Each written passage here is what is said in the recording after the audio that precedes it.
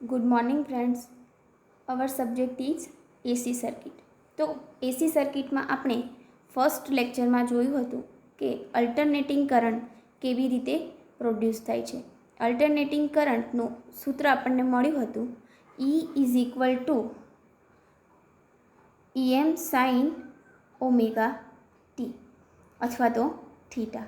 તો આપણે અને સેકન્ડ લેક્ચરમાં જોયું હતું કે એસીને લગતા પદો કયા કયા છે. તો એસીને લગતા પદો સાયકલ, આવૃત્તિ, ટાઈમ પીરિયડ, લાક્ષણિક કિંમત વગેરે એસીને લગતા પદો છે. હવે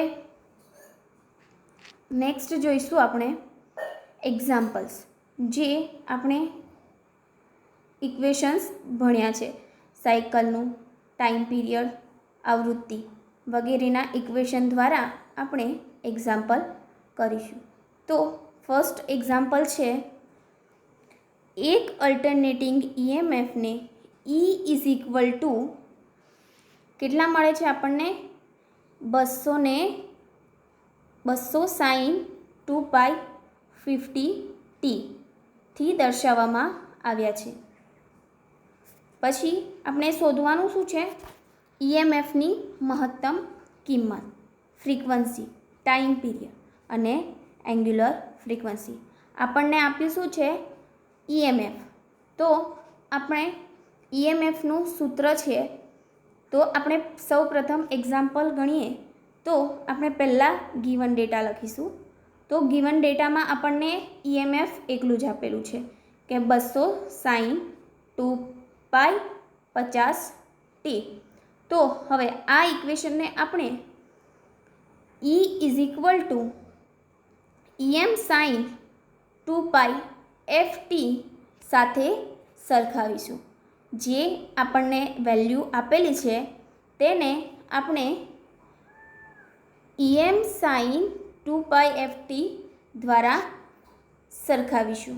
તો EM ઇઝ ઇક્વલ ટુ શું થશે, 200 વોલ્ટ અને frequency F is equal two આપણને શું આપેલું છે, 50.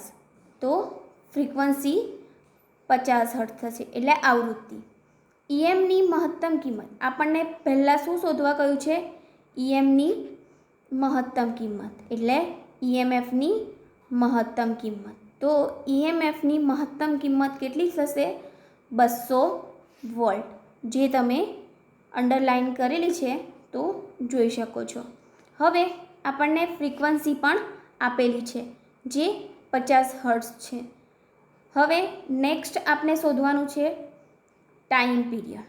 તો આપણે પ્રીવિયસ લેક્ચરમાં જોયું હતું કે ટાઈમ પીરિયડની ડેફિનેશન અને તેનું ઇક્વેશન. તો T is equal two 1/f. F means frequency. તો આપણે ફ્રીક્વન્સી આપણને કેટલી આપેલી છે, મળી 50 હર્ટ્ઝ.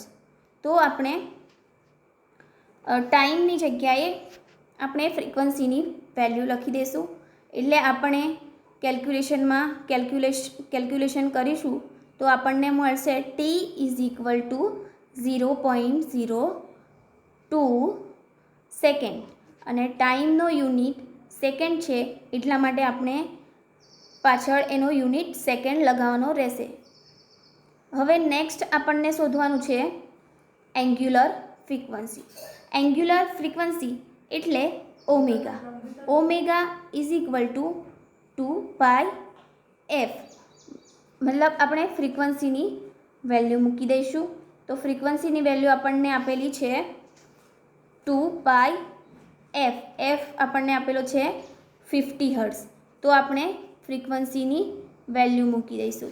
તો આપણને મળશે omega is equal two 314.2 radian પર સેકન્ડ, જે આપણી વેલ્યુ આપણને મળશે. આ રીતે એક્ઝામ્પલ કરવાનું છે. ફરી એકવાર રિવાઇઝ કરાવી દઉં કે આપણને શું આપેલું છે, ઈએમએફ. તો ઈએમએફ 200 સાઇન 2π50t આપેલો છે.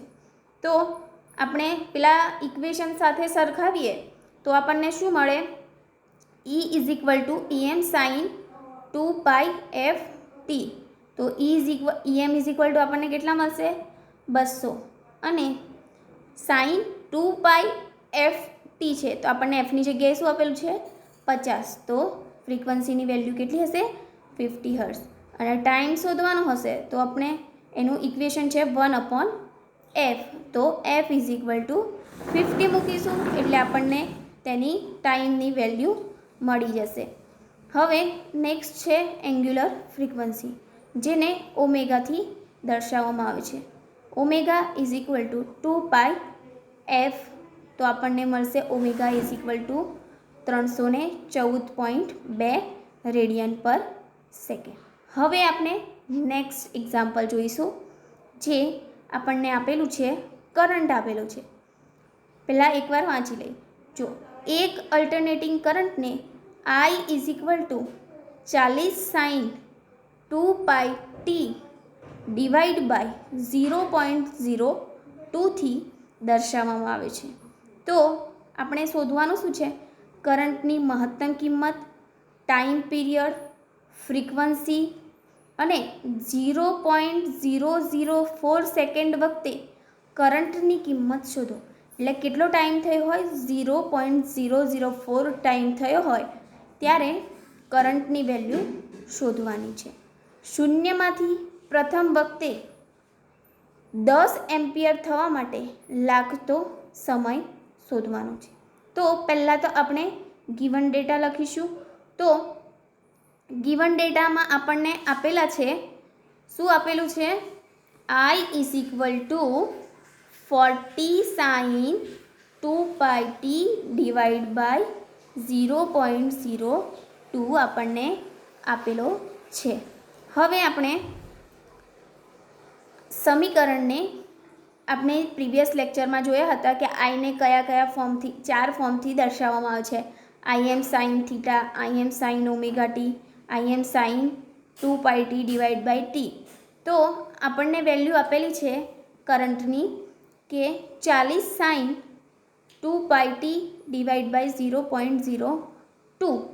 તો આ સમીકરણને આપણે શાના વડે સરખાવીશું? Im sine 2πt divide by capital T. તો આની સાથે સરખાવીશું તો આપણને મળશે Im ઇઝ ઇક્વલ ટુ 40, જે આપણને આપી દીધેલા છે ગિવન ડેટામાં. હવે આપણને Im એટલે મેક્સિમમ કરંટ. તો કરંટની મેક્સિમમ કિંમત કેટલી હશે? 40 એમ્પિયર. હવે ટાઈમ પીરિયડ પણ આપણને ઇક્વેશનમાં આપી દીધેલો છે, જે આપણે સરખામણી કરીએ છીએ ત્યારે ટી ઇઝ ઇક્વલ ટુ કેટલા આપેલા છે? 0.02 સેકન્ડ. એટલે આપણને સેકન્ડ વેલ્યુ પણ મળી ગઈ. Time period. હવે આપણે શું શોધવાનું રહ્યું? ફ્રીક્વન્સી. તો ફ્રીક્વન્સીનું ઇક્વેશન છે, frequency f is equal two 1/t. તો આપણે ટીની વેલ્યુ આપેલી છે, તો 1/t, T is equal two આપણને આપેલા છે 0.02. તો મૂકીશું તો આપણને મળશે f is equal two 50 hertz. હવે ફોર્થ આવ્યું, આપણે શીખશું કે આપણને કેટલો ટાઈમ આપેલો છે? 0.004 ટાઈમ આપેલો છે. એ વખતે શું શોધવાનું છે? આપણે કરંટની વેલ્યુ શોધવાની છે. તો આપણે જે આપણને ગિવન ડેટામાં આપેલું છે તે લખીશું. તો I ઇઝ ઇક્વલ ટુ શું છે? 40 sine 2πt divide by capital T. તો આપણને ટાઈમ કેટલો આપેલો છે? 0.04. તો 0.04. I is equal to 40 sine 2π into time કેટલો આપેલો છે? 0.004 ડિવાઈડ બાય 0.02. હવે next I is equal to 40 sine 1.2566 આવશે. હવે જમણી બાજુએ ખૂણો રેડિયનમાં છે, એટલે રેડિયનમાં મતલબ પાઈ, 2 પાઈ, 3 પાઈ, 4 પાઈ એ બધું રેડિયનમાં કહેવાય. માટે કેલ્ક્યુલેટર આપણે શેમાં કરી દઈશું? રેડિયન ફંક્શનમાં સેટ કરી દઈશું. હવે સાઇન 1.2566 ઇઝ ઇક્વલ ટુ આપણે કેલ્ક્યુલેશનમાં કરશું તો આપણને શું મળશે? 0.951 મળશે. હવે આઈ ઇઝ ઇક્વલ ટુ 40 ગુણ્યા 0.951 તો આપણને કરંટ મળશે આઈ ઇઝ ઇક્વલ ટુ 38.04 એમ્પિયર. હવે લાસ્ટ છે, શૂન્યમાંથી પ્રથમ વખતે 10 એમ્પિયર થવા માટે લાગતો સમય શોધો. તો જ્યારે સાયકલ શૂન્ય હોય ત્યારે 10 એમ્પિયર કરંટ થવા માટે કેટલો ટાઈમ લાગે છે તે આપણે શોધીશું. તો I is equal to 10 ampere, તો ટાઈમ કેટલો થાય? તો I is equal to Im sine 2 pi T divide by capital T આપણે જે ઇક્વેશન છે તે મૂકી દઈએ. હવે આઈ ઇઝ ઇક્વલ ટુ કેટલા આપેલા છે આપણને? 10 ampere is equal to 40 sine 2 pi T divide by 0.02 જે આપણને ગિવન ડેટામાં આપેલા છે. હવે 10 ડિવાઈડ બાય 40, 40 જમણી ડાબી સાઈડ જશે ડિવાઈડમાં, અને sine is equal to sine 2 pi T is equal to 0.02 મળશે. હવે એનું કેલ્ક્યુલેશન કરતાં આપણને શું મળે છે? 0.25 is equal to sine 2 pi T divide by 0.02 મળશે. હવે સાઇનને ડાબી બાજુ લઈ જતાં સાઇન ઇન્વર્સ થઈ જશે, જે તમને ફિગરમાં બતાવેલું છે. તો સાઇન ઇન્વર્સ થશે તો sine inverse 0.25 is equal to 2 pi T divide by 0.02. હવે આપણે આગળ જઈએ તો સાઇન ઇન્વર્સ 0.25 ને કેલ્ક્યુલેશનમાં કેલ્ક્યુલેટ કરતાં આપણને મળશે 0.2527 is equal to 2 pi T divide by 0.02. હવે આપણને શું શોધવા કહ્યું છે? ટાઈમ. તો ટાઈમ શોધશું તો ટાઈમ ટીને કરતાં બનાવીએ તો જે તેના મલ્ટિપ્લિકેશનમાં હશે વેલ્યુ તે નીચે જશે, એટલે ડિવાઈડમાં જશે, અને નીચે હશે એ ગુણાકારમાં જશે. તો એ રીતે કરતાં જે વેલ્યુ ટીના ગુણાકારમાં હશે તે ક્યાં જશે? નીચે. આજે આપણે ટીને કરતાં બનાવીએ તો ટીના મલ્ટિપ્લિકેશનમાં એટલે તેના ગુણાકારમાં જે વેલ્યુ હશે એ ક્યાં જશે? નીચે. અને જે એના નીચે હશે તે ક્યાં જશે? ઉપર.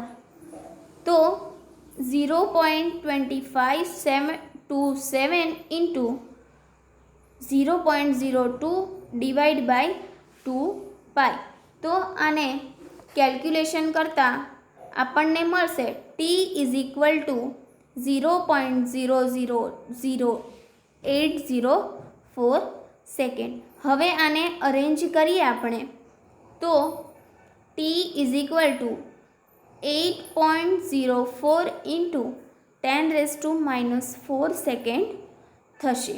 બરાબર? Thank you. હું આશા રાખીશ કે તમને આ એક્ઝામ્પલમાં સમજ પડી હશે, અને હું એક એક્ઝામ્પલ તમને પીડીએફમાં મોકલીશ, તે તમારે ઘરેથી ગણવાનો રહેશે.